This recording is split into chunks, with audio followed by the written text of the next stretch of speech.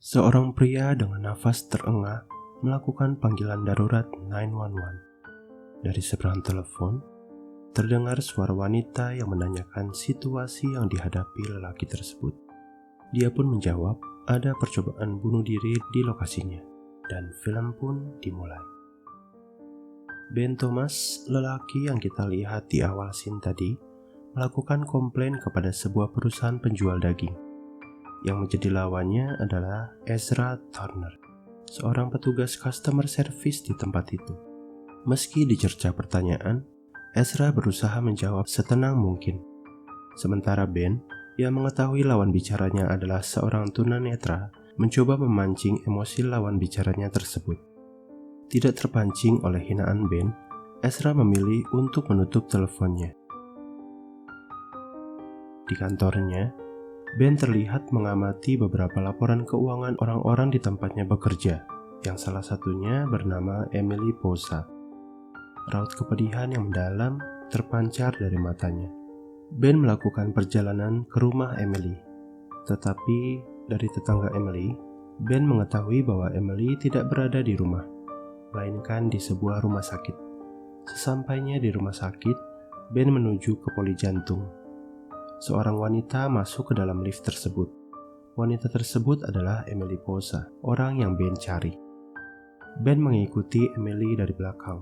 Namun, karena jam besuk sudah habis, suster jaga melarang Ben menemui Emily. Entah bagaimana caranya, Ben ternyata sudah dapat masuk ke ruangan Emily. Emily yang terbangun melihat sosok seseorang keluar dari ruangannya, dia pun kaget, tanpa dapat mengetahui siapa orang tersebut. Di pagi hari, Ben mendapatkan telepon dari saudaranya yang menanyakan keberadaannya. Sebelum teleponnya ditutup, saudara Ben tersebut menanyakan apakah Ben mengambil sesuatu dari rumahnya ketika dia menginap di sana. Ben tidak menjawab, justru menutup teleponnya. Ben pergi ke sebuah rumah sakit dan menemui seseorang bernama Stewart Goodman. Stewart terlihat sedang menanyakan keadaan seorang pasien lansia di sana. Namun, terlihat pasien tersebut tidak bersedia menjawab pertanyaan Stewart.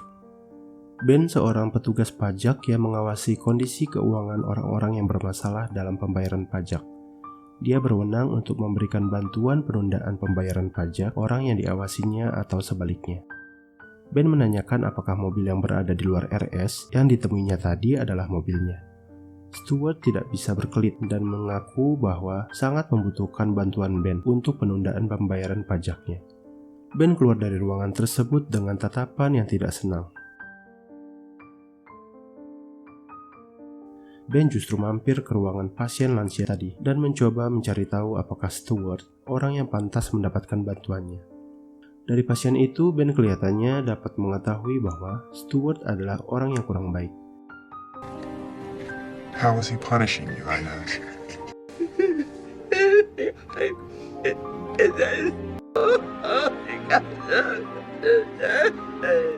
Dia pun tidak memberikan bantuan kepada Stewart dan meninggalkan rumah sakit itu. Ben menemui sahabatnya, Dan, yang sedang bermain golf. Mereka nampak membicarakan hal yang serius atas rencana yang telah mereka buat sebelumnya. Di sebuah kantin rumah sakit, Emily Posa menghampiri Ben yang terlihat sedang mengamati dirinya dari kejauhan, tanpa mengetahui bahwa Ben adalah seorang petugas pajak yang mengawasinya untuk mengaudit keuangannya. Emily merasa bahwa Ben adalah orang yang dilihatnya di luar ruangan tempat di mana dia dirawat malam-malam sebelumnya. Namun, Ben berkelit. Setelah mengatakan bahwa dirinya baru saja dipecat, Ben lantas meninggalkan tempat itu. Ben memesan sebuah kamar di suatu motel dan memindahkan barang bawaannya. Di dalam kamar tersebut, Ben melihat sebuah tagline berita yang menampilkan sebuah insiden kecelakaan yang merenggut 7 nyawa. Emily yang mencari peliharaannya di rumah dikagetkan dengan kedatangan Ben. Ben mencoba mengaudit keuangan Emily sambil jalan sore dengan Duke, anjing peliharaan Emily. Setelah perbincangan di meja makan itu, Ben merasa Emily orang yang layak untuk dibantu pembekuan tagihan pajaknya. Dia juga memberikan kartu namanya kepada Emily sebelum pergi. Dan berkunjung ke motel tempat Ben menginap, terlihat Ben menandatangani beberapa surat penting dan menceritakan pengalaman masa kecil mereka.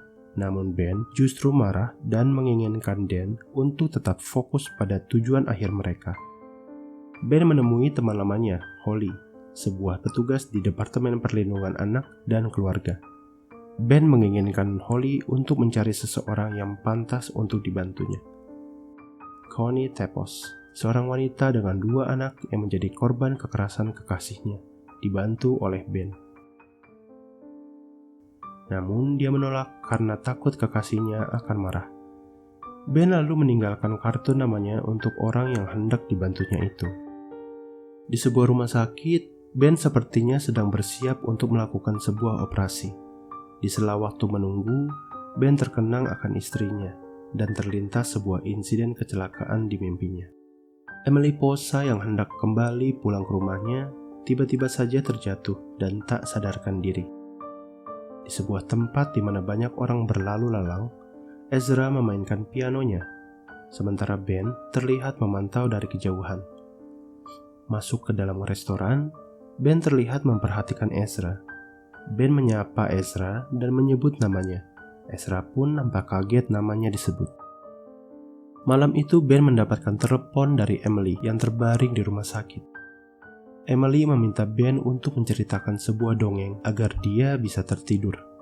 Dalam gelapnya malam, Ben menuju rumah sakit sembari menceritakan sebuah kisah untuk Emily. Ben menceritakan sebuah kisah anak yang bernama Tim yang mengejar mimpinya. Emily pun tertidur. Begitu pula dengan Ben yang sampai di rumah sakit menemani Emily hingga pagi hari.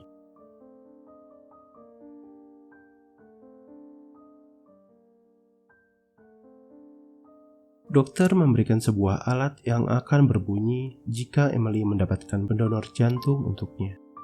Ini juga menjadi tanda bahwa keadaan Emily kian memburuk. Sekembalinya dari rumah sakit, Ben menerima telepon dari Connie Tepos. Sepertinya Connie kembali menerima perlakuan kurang baik dari kekasihnya, dan kali ini dia menerima bantuan yang ditawarkan oleh Ben. Ben memberikan rumah kepadanya. Connie bersama dengan kedua anaknya memulai hidup mereka yang baru di rumah tersebut. Emily menunjukkan gudang yang menjadi tempat penyimpanan barang-barang antiknya, alat yang biasa dipakainya saat bekerja dulu. Namun alat itu sudah rusak dan tidak ada yang bisa memperbaikinya. Di malam harinya, Ben datang ke rumah Emily tanpa diketahui oleh Emily. Dia berusaha untuk memperbaiki mesin pencetak undangan milik Emily yang lama telah rusak. Ben melakukan donor sumsum tulang kepada seorang anak kecil yang bernama Nicholas yang pernah dijumpainya di rumah sakit tempat Emily dirawat dulu. Emily menelepon dan mengajak Ben untuk kencan di malam itu. Emily nampak sudah menyiapkan dengan matang kencan malam itu. Dia memasak untuk Ben, bahkan memberikan baju ganti untuk Ben. Mereka nampak menikmati malam itu, bercanda gurau, bahkan berdansa.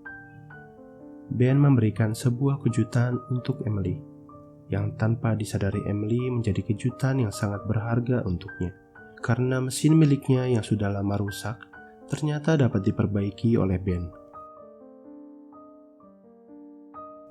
Bukan hanya satu kejutan, tetapi Ben menyiapkan satu lagi kejutan di dalam mobilnya.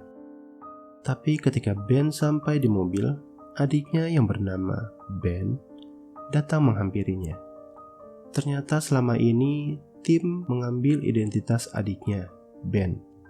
Ben memaksa Tim untuk memberikan tanda pengenal miliknya.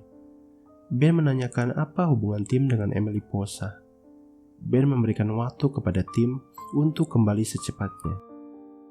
Tim sadar dia tidak bisa menyembunyikan identitasnya lebih lama lagi. Malam itu mereka lalui bersama untuk terakhir kalinya. Tim meninggalkan Emily dan pergi ke rumah sakit. Dia mencari dokter yang menangani Emily dan menanyakan persentase keberhasilan jika Emily dioperasi transplantasi jantung. Mendapati hasil yang sangat kecil presentasinya, Tim bergegas pergi. dia menelpon Dan Morris, kerabatnya, untuk menjalankan rencana mereka. Tim menelpon Ezra dan meminta maaf atas sikap kasarnya saat menelpon Ezra. Namun itu dilakukannya untuk memastikan Ezra adalah orang yang tepat untuk diberikan pertolongan. Tim menuangkan 1 karung es batu ke dalam bathtub miliknya. Dan seperti yang kita saksikan di awal scene tadi, dia menelpon 911 atas percobaan bunuh diri atas dirinya sendiri. Terlihat bagaimana masa lalu Tim yang mengalami kecelakaan saat dirinya menerima telepon untuk pekerjaannya. Tak hanya istrinya, namun ada 6 orang lainnya yang menjadi korban kecelakaan saat itu. Tim memasukkan dirinya ke dalam rendaman es batu. Dan tak lama kemudian, dia menuangkan seember air berisi ubur-ubur yang siap menyengat dirinya hingga tak bernyawa. Dan Morris selaku kuasa hukumnya menangani seluruh proses transplantasi organ milik Tim sesuai keinginannya. Saat itu pula pager milik Emily berbunyi, tertanda sudah ada pendonor jantung untuk dirinya. Tim mendonorkan organ miliknya kepada orang-orang yang dicarinya selama ini.